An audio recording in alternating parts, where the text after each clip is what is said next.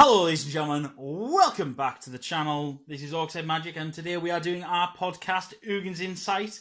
And joining me, as always, I tend to have one of the other Orcs Head lads here at least. And today I only have one fellow gamer with me, which is Chris. We have dragged him up from the dark pits of the necromancy world to come back onto the show. Welcome back, Chris. Hello. And I, as always, am your host, Jordan. I am the Goblin King, the token generation bad boy. That's that, and general tribal warrior at the moment. I don't build anything but tribal. The person who generates God knows amount of life. Yeah, what's wrong with life? What's wrong with life game? There is nothing wrong with life game. Yeah, you just get to impossible lengths. That's the problem. It's fine. Anyway, so before we get in, because we've got a few things we want to discuss today on the show, we're going to do a cracker pack. Now, Iconic Masters, we're going to be discussing this. Luckily, I had got myself a pack to do for the cracker pack. And so we are going to jump straight in on that and discuss first pick situation and stuff like that and from a draft perspective. So, let's just get into the pack. What are you hoping? What am I hoping for? Ooh, Foil Horizon Canopy? For a Wafer? Ooh, yeah, Foil Ifabel would be nice, actually. Well, let's be honest, a 4-mana dream would look good. But to be fair, it seems like I pulled a Blood Moon on the last episode. I doubt I'm going to get anywhere near as good as that. Oh, you never know. So, first card, we have Tormenting Voice, 2-mana sorcery. There's additional cost to cast it. You got to discard a card, and you get to draw 2 cards. It's not bad. Not too bad. Red card draw, it's not too bad. They have then Sustainer of the Realm, 4 mana.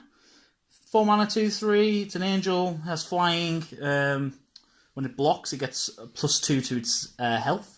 It's not as a comp. So it becomes a 2/5. If I'm in white and I go into the common situation, this is what I would pick first. It's a 2/3 with a bonus. It's 2/3 with evasion and a bonus when it's blocking. Yeah. So it's not too bad. We then have Duskdale Worm, 7 mana, 7/7. Yes, with trample. Yeah. Yes, all day long. I would happily choose green for this alone. This is really good. Then we had Dead Reveler. 3 mana zombie for 2/3. It has Unleash, which is you may have this enter the battlefield with a +1/+1 counter, and if it does, it can't block. So you can cast it and either be a 2/3 that blocks, or it's a 3/4 that can't block. It kind of depends on the situation with the I do like the Unleash mechanic because it gives you the chance to go, I need to be aggressive, or I don't need to be, I need to be defensive. So it is rather sweet. But yeah, it's not a bad one for that. We then have White of the Precinct 6. 2 mana, 1/1. It's a zombie. God, I'm in the zombie pack here. White. It gets +1/+1 for each creature in your opponent's graveyard. Ooh. Oh, sorry, graveyards, because obviously you can play it in multiplayer. But yeah, not bad. 2 mana. It's at least. It's a 2 mana, 1/1. But if a lot of creatures are dying, a lot of people, yeah. So if you can effectively make it better in combat by killing your opponent's creature, another one of your opponent's creatures during combat and stuff like that, so it's not too bad. We then have Phantom Tiger, 3 mana, 1/0. Enters the battlefield with 2 +1/+1 counters on it. If damage would be dealt to it, prevent the damage, remove a 1/1 counter from Phantom Tiger. If you can put loads of counters on it, then it's not so bad. So it's a cat spirit. Well, there's ways of getting counters on it. Yeah, there's a few ways. Metallic Mimics and stuff like that. Obviously in this set, actually no, if we're talking about a draft set, I don't know that many 1/1 counter synergies. Yeah. There are a few Karn's cards in here, so there might be some bolster mechanics, but I don't know. Oh, Disenchant. Yep. Very handy. 2 mana, destroy it. Yep. Artifact or enchantment. Can't really go wrong with that. Great for sideboards everywhere. Splatter Thug. 3 mana, 2/2. Human Warrior. It has First Strike and Unleash. Yeah. So it's 2/2 with First Strike. It can block, or it's a 3/3 with First Strike. Can't block. Yeah. Again, depends on the situation. Not too bad. It's very, very strong in red. Scion of Ugin, 6 mana, 4/4 with flying. Yes. Yeah. Decent 4 mana. Yeah. 6 mana, 4/4 flyer. River Wheel Aerialists, 6 mana, 4/5 with flying and prowess. Yep. It's not too bad. It would be a last pick for me, in my opinion, on that one. Okay, now on to an uncommons. So we have Orzhov Ballista, enters the battlefield tap, and you can tap. Sorry. It enters the battlefield tapped. When it enters the battlefield, you got to return a land card to your hand, but then it taps for a black and a white, so it's not too bad. It's good fixing. Berenton Forge Tender, 1 mana, 1/1, has pro red, and you can sack it To prevent all damage, a red source of your choice would deal this turn. So you can stop Anger of the Gods. Well, obviously not in this. Actually, no, Anger of the Gods is in this set, isn't it? Yes. Yes, so you could stop Anger of the Gods with this, which is rather sweet. And Thran Dynamo. For 4 mana artifact, and you can tap it to add 3 mana. Very good. Good mana ramp. Definitely good. And the rare is... Whoop! Ooh! Orcs Champion. Yes! 2 mana, 1/1. Pro black and pro red, and whenever another creature enters the battlefield, you may gain 1 life. I don't know why you would ever not want to gain that. Oh no, actually no. Sanguine Bond's in this set, isn't it? So no, there are points where you don't want to gain life, but apart from that, it is very good. So, right, come on, Chris. It's Magic. It's a. It's an Ugins Breath. See, I saw the blue and I was hoping it. For a fraction of a second, I was on there. Right, it's Ugins Breath, the 3 mana instant. Tap target creature. It doesn't untap during its control's next step, and it has rebound, which means at the beginning of your next upkeep, you can cast it for free. The pick's really no. I think Orcs Champion. If Orcs Champion wasn't in this, I probably personally. I would pick Orcs Champion straight out just because he had... no, but say I've passed this on and I've took the champion, what would you take? I personally, there's not much choice. I would probably either be in the Forge Tender, I think. Yeah. Or maybe the Dynamo? I would take the Forge Tender. Yeah? Yeah. But yeah, it's not too bad. It depends really what second pick you're picking, your colours are going. Yeah, but no, it's not too bad. But yeah, I'll take a Soul Sister every day of the week, quite frankly. So yeah, that's not too bad. Thank you for staying with us on that. If you were watching this on YouTube, you can see the video as we crack them. So, let's get down to Iconic Masters. Now, I have a quick gripe. I want to get this off my chest, so it's out there, and I'm not going to sit here and seethe as we discuss the set for Chris. My gripe is, why? None of the cards are iconic. This is the problem I have with it. Because they've named it Iconic Masters, where's the iconic cards? I get the feeling they name this iconic because they can call it Modern Masters Part 2 or something. No, what this effectively is, because it's not Modern Masters because they've got mana. Yeah, that's the thing. What it is, this is Eternal Masters 1.5. Yeah. You know, it's not Eternal Masters 2, it's not, or anything like that. It is 1.5. I think also is a lot of the stuff they couldn't print in Eternal Masters and Modern Masters.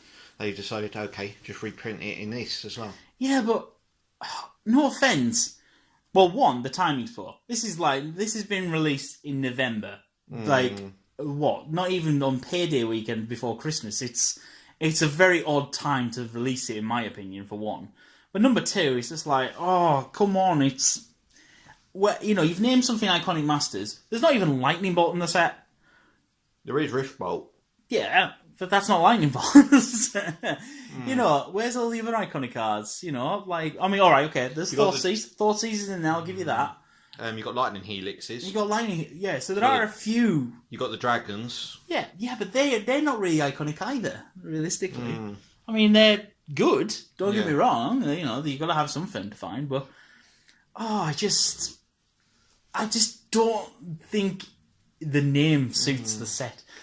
Sort of thing. That's my personal opinion on the sort of thing. But yeah. But I've got to admit, having a look at the set, there are quite a few sweet cards in it. Oh, don't get me wrong. Oh, no. I'm fully on board. I mean, Thoughtseizes, Cryptic Commands, Aether Vial, Mana Drain. Oh my god. I mean, yes. All in all, very sweet set. But as I say, I have little problem with it in terms of it's not iconic. Don't get me wrong. I mean, would it have been nice? No offense, if you're calling that something Iconic Masters, it would have been nice, wouldn't it have been? Say, put Beta and Arabian Nights together as a set. Yeah. And yes. Oh my god, they never would, but but that would be nice. There's also something they've done with this set. They've not done with the other sets. They've not done this set. Done with the other set. They put absolutely no Planeswalkers in this set, which is weird. Oh, that's a good point, actually. Yeah, I mean, Planeswalkers aren't really iconic, though. I mean, Planeswalkers have only been around for 10 years. There was Lorwyn Block, I believe. Yeah, it was Lorwyn Block when they first introduced them. So, Planeswalkers aren't really iconic. I mean, yeah, they've been around since the game started in terms of the storyline. But, yeah, they're not really iconic cards. I would argue. But, I mean, they could have... Yeah, I do see what you mean.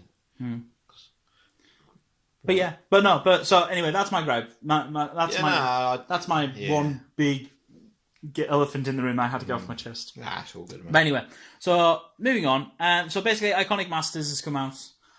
First thing I want to congratulate Wizards on is, one... there not being a leak on the set and wrecking it and actually keeping it entirely a secret up until HasCon.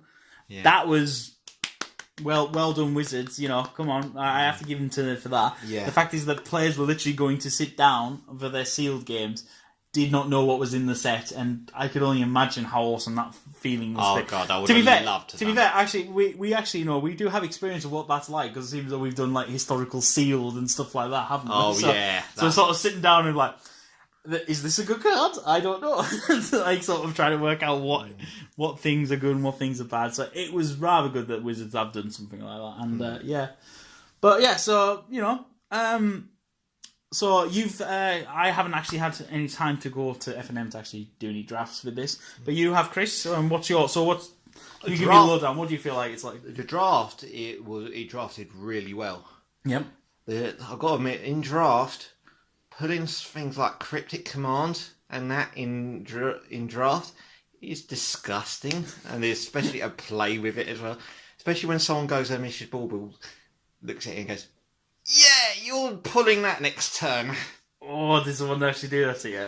Yeah, and he literally sat there for about 3 or 4 turns. Like, you're going to use Cryptic Command. I just don't know when you're going to use it. Of course I just kept playing mind game. It was so funny. Oh, Cryptic Command is a proper blue mind game card, and it will wreck quite nicely. Yeah. I mean, the fact it's 4 mana. 4 mana, it does all that. I've got to admit, there was a lot more support, in my opinion, for all the colours in the draft. I went blue-black. Yeah. And somehow I managed to go into mill with it. Okay, all right. So do you feel that everyone had support of the day? Because obviously, if you were in blue-black, there's probably someone in like green-red and things like that. Sort of. Generally, we've all found that we were all sticking to 2 colours. Yeah. And we were all sort of going around doing it. I know a few people did 4 or 5, and there was enough. There was enough mana fixing to do it. Yeah, that's full greed factor, I think. Yeah. Whether they were drafting for hate or something, that I don't know. Well, no offence, if you see a Cryptic Command come around, if someone passes you a Cryptic Command, I immediately would get terrified thinking, oh Christ, what did they pick over Cryptic Command? Yeah. And then I wouldn't let Cryptic Command go. Mainly for value, but apart from that, I don't want to be Cryptic Well, that's Command. the thing, someone passed me the Blue Dragon. Ooh. I was like sitting there thinking, what did he pull that stopped him getting the Blue Dragon? Yeah, I mean, that Blue Dragon... Alright, Blue Dragon's not the best of dragons, but, you know, it has... Well, the fact that you can take any of their permanents and go, yeah, that's mine now. Yeah, it's rather sweet. Yeah. But no, so, yeah, I mean, Twitter has been mad with people cracking their packs and showing off what they've got and all this sort of thing, so... I have got a booster box, planning to do a draft with it in the new year, because I haven't got time, unfortunately, to do it before we go, because I've got a very busy schedule with a holiday coming up. So if I'm not at work, working every hour of the day, I've barely got time to get anything done on the weekends as is, because now I'm on gear up mode for screw you guys, I'm off to Auckland. So yeah, no, we're looking forward to. I'm looking forward to that. In other news, obviously, we also had Unstable previews that started coming out. Oh, I'm looking forward to this. This is going to be funny. Some of the cards are deservingly need to be put in Unstable. Although some of them, I have to say, personally, some of them, I looked at them and go, why isn't this a black border card? Yeah. For example, was it the super duper Death Ray or Heat Ray, whatever it is? 2 mana, deal 4 damage, and it has trample on the spell.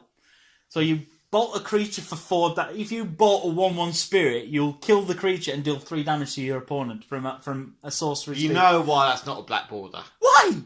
Because it's just OP. No, it's not. It's It is. perfectly. No, sorry. I think it's 3 mana. But it's 3 mana. It's reasonable. It's right, good. 3 mana. I think it's 3 mana or 2 I mana. thought you can't said. remember. I thought you said 1 mana. No. It's all Jesus Christ. If it was 1 mana, there's a reason why it would never be allowed. But no, to be fair, there's a few of them. There's where is it? What is it? I can't remember his name. See, this is the other problem I have with the unstable set. I can't remember the names for Jack. Yeah. Because they're really hard. A lot of them are a lot of puns, and some of them aren't, and it's just hard to remember. There's the knight, the knight cyborg paladin thing. I can't remember its name. But whenever a artifact, what is it? Whenever an artifact, is it Sarah Angel a do it itself? contraption. No, I've seen. No, it's not that one. This is the one where whenever an artifact or a contraption's made or something else, and it enters the battlefield, what is it? It gets +1/+1 to the end of turn and first strike, and it's a 1/1 for 2. And it's like, to be fair, take out the word contraption, put in the word vehicle. So say you have artifact, equipment, or vehicle enter the battlefield, it gets +1/+1 and first strike. Yeah. It's very reasonable, actually. I could quite happily argue that most of the day. There's another one. It's called Rule. If you see this, Rule Lawyer. Best card ever. There's a reason this ain't blackboarded. Oh no, this will never be blackboarded. And to be fair, I think to be fair, we could allow things like we could allow the unsets into our commander decks. So, because we have quite a fun player group, we have. There's only one reason I want them to go in the command decks. Squirrel Tribals. You want Squirrel Tribal deck? Yeah, actually, yeah. I would like to say Squirrel Tribal deck. But you get the enchant land, make Squirrel tokens, have parallel lives, double your tokens up. They've got a Squirrel Lord. The Squirrel Lord, yeah. The Earl of. I think it's the Earl of Squirrel. I think he's called. Yeah. No, because he also makes other token creatures, squirrels in addition. So you could just make elemental tokens and then suddenly they're elemental squirrel tokens that get +1/+1. So yeah, some of the stuff they have done is genius in my opinion. But one of my other favourite cards, obviously, they've announced was Spike, Tournament Grinder. Have you seen this one? No, not yet. She is I think it's 2 and 2 Phyrexian black mana. So it's either 2 and 2 and 4 life, or 2 and 2 black. She's a human player, and then you can pay 4 Phyrexian black mana. So either 4 black or 8 life. You get a card that's been banned or restricted in a format from outside of the game, and get it into your hand. There's a gape hole with this. What? It doesn't say what game. Yeah, right, yeah. Hang on, to stop you there, good sir. Someone has already brought this up to Marrow, and apparently he said, no, it has to be from Magic the Gathering. So Marrow has stated it has to be from, and Marrow's word is law. We all know this, but you weren't the first person to immediately go there. Someone said, can I form Exodia? Which is hilarious, I'll be honest. But there are some sick cards. The one I saw that I tweeted to you, I think I tweeted on WhatsApp to you, was the demonic pack opening. Yeah. Oh yeah. 8 mana, get a booster, open it up, and put all creatures onto the battlefield. You can imagine you open a Modern Masters and you pulled a Hammerglyph and put it on the battlefield. There's apparently Legions is the best one to go for, because apparently 95% of a pack of Legions is all creatures, because they did very little spell. Because a load of the Jordan, can I buy some Legion packs off you? You are not buying my Legion packs off me, no. But I have to say, it is hilarious how funny that would be. Suddenly you then go, I now have Sliver Tribal. I'm actually looking forward to doing. There's also another one, white green. You play it, you choose another person from outside the game that now becomes your teammate. Oh, I've seen this one, and you give him however many permanents you want on the battlefield, and however much you want of your own library. You can imagine, you have 4 of these, you can turn a 2-player game into an 8-way. Yeah, no, it's funny. I do like the way that they've done it this time. Have you seen Krag's other thumb? No. If you would roll a die, you can get to roll 2 dice and choose which one you have. Because there's Krag's left thumb in Modern. This is from Mirrodin, I believe. If you would flip a coin, flip 2 coins and pick which one you want. So for a load of the coin flipping ones, it's used everywhere. And this is Krark's right thumb, I think.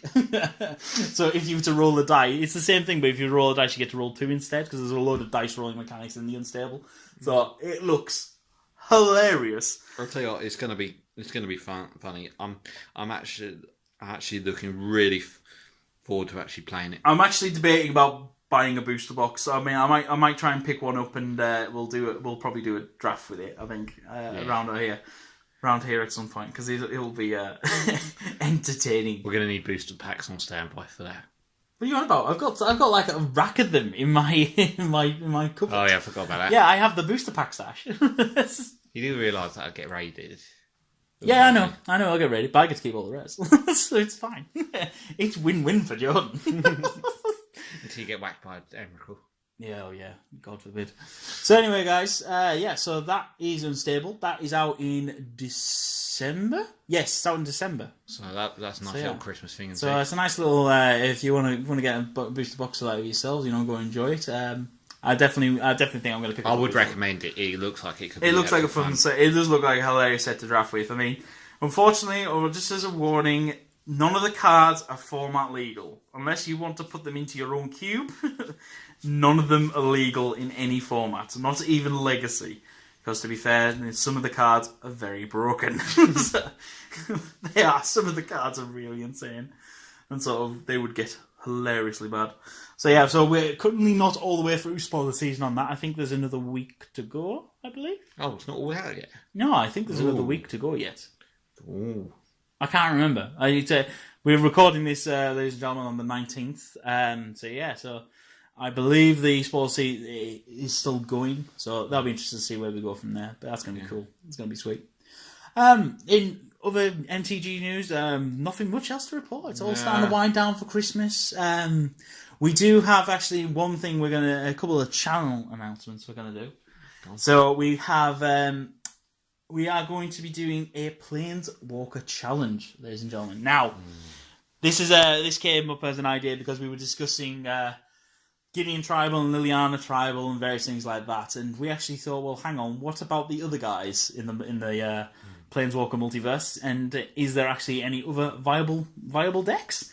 And so we've come up with a little challenge ourselves, as we're going to do it as a team, but I'm actually thinking of extending this out to the Masters of Magic at least. I think I need to get some payback on James and just beat Abby, because why not? What? Oh, it's friendly banter and rivalry. Oh no, it's ain't friendly. It's all fun and games until I win. And then so basically the Planeswalker challenge is as follows. We are going to do random allotments for Planeswalkers, and you have to build a modern legal deck using your Planeswalker. You have to have 3 types. You have to have 3 different types of that Planeswalker. So, for example, we've randomly drawn mine already, and mine is Nissa. So, obviously, I can have Nissa Vastwood Seer being one. What's blue mana Nissa? I forget the name. Oh god, it's gone on my head now. There's Nissa Vastwood Seer and Nissa Worldbreaker? No. Worldwake, yeah, from Worldwake, yeah. So for example, I'd have to have at least those 3, and we have to have at least 8 Planeswalker cards in the deck. That's our rules. The rest of the deck could be how you want it. Yeah. So there's lots of options to me up and fire out. I mean, with Nissa, I immediately go maybe elves. It's the only thing I can think of off the top of my head is maybe go down the elf route. Because there is that one Nissa who can tutor up Nissa's Chosen, which is an elf, and she puts it onto the battlefield immediately. Yeah. So that's quite sweet. So there's a few lines in the sand. Mine's going to be interesting. Yes, we've already drawn yours as well. And you got Tezzeret. Yeah, Tezzeret. I've only got 3 Planeswalkers to play with. Has he only had 3? He's only had 3, but. So what? You're blue black. The Schema. The Schemas, yeah. Agent of Bolas. Yeah. And then the pure blue one. Yeah, the blue one. Yeah. Oh no, there is the intro deck, the Planeswalker intro deck. Oh the yeah, Master fine. Yeah, Master. About that. No, it's not Master of Metal, is it? It's Master Metal. It is Master of Metal. Yeah, because he always sounds like such a rock band name. Master Metal's pretty deadly. So you've got 4 to play with that. Enough, There's a few there sort of thing. But yeah, so we're gonna do this, and I actually had a thought about this the other night and thought, well, we're gonna set this up for the new year, and so what we'll do is we're gonna have a nice tournament. Let's do it on Mick because it's easier to sort of show and run and all this sort of thing, and it's quite nice and fun. Worst case, X-Mage. Yeah, I mean, we might do it on X-Mage. We'll see how much the decks come to, but I don't envision them getting too expensive. Not unless someone's going to start sticking Emrakuls into their decks. Adam. Adam. Do you know what? I was tempted to put Emrakul in there. So yeah, no, you've got like things like Insoul artifacts and all. You can go down that. Oh, in fact, there's the Tezzeret one as well, which makes Insoul artifact. I was thinking of just a bit of Fopter around. He said make a load of Fopters. In fact, all you need to do is just make loads of artifacts and then using soul artifacts to make your artifacts 5/5s that just beating for damage. And then so there's a ton of options for you. I mean, mine I think is going to be go get an elf tribal jank. You know, beat an opponent with a non-refopter. That's funny. That'd be really funny. So that's major announcement 1. Other major announcement is Chris is going to be filling in for me while I'm away on holiday. So he's going to probably run an Ugins Insight for us, for you lovely people. Yeah. And I'll need to show him how to upload it because it needs to go on the blog and various things like that. So we'll sort that out. To hear Jordan, I've messed up something. Jordan, I've done something. Oh, for crying out loud, Chris. But yeah, so apart from that, it's all cracking on with the channel. We've just passed 340 subscribers now, which is insane. I'll say, the last giveaway has been drawn and the winner's been contacted. The video for that should be up shortly, ladies and gentlemen. And if it's not already up, actually, no, this is coming out. Yeah, it should be up before this comes out. Trying to get my schedule right in my head now. Fabulous. But yeah, so apart from that, we're all just cracking on and enjoying ourselves. Adam's now determined to try and crack 1,000 points in terms of... Luke's also got through the...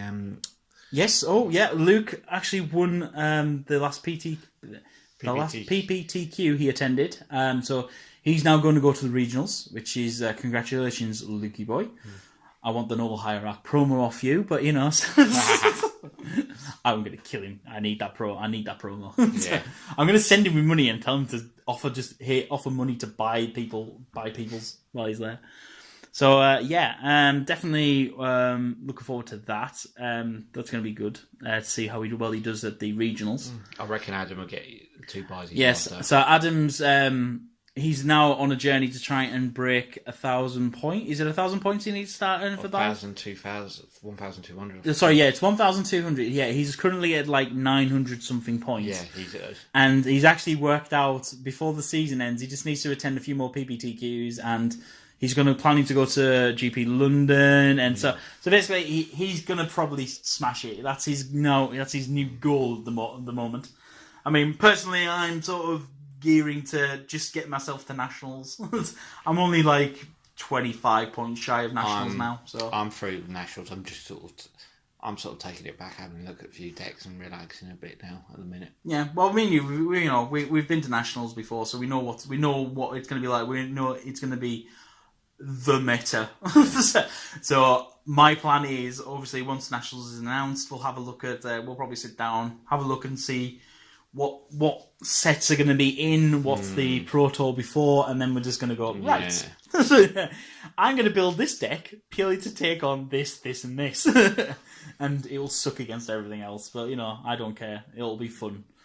But yeah, looking forward to it. And we pray, personally, that Axion now is running it. Yeah, that's what I'm opening. I'm running it again. I really... Wizards, please let Axion run it again. Yeah, Wizards, we ask a favour. We want Axion now to run the Nationals again because it was so sweet, and mainly because I want to do another Chaos Draft. That's all the other reason. Mainly because I haven't had as good a Chaos Draft apart from Axion now so far, so I need another Axion now Chaos Draft. So anyway, right, we'll end it there because we could stand here and talk all day, but we want to go crack some packs and play some games. So anyway, thank you for tuning in for yet another Ugins Insight episode. Thank you for staying with us and supporting the show. as I said, if you want to watch live the videos of this, you can go to the YouTube channel and see them, and there's also a playlist of our previous shows from there. We're also available through iTunes. I have been requested to start uploading to other platforms, but I don't know how to. So if anyone's got any idea of what platforms you want to listen to our podcast on, please let me know and tweet me and DM me and various things like that. And apart from that, that's pretty much it for this show. So thank you for listening, and this has been Jordan here from Orcs Head Magic, along with Chris. Cheers, thank you very much, guys. And we're saying goodbye.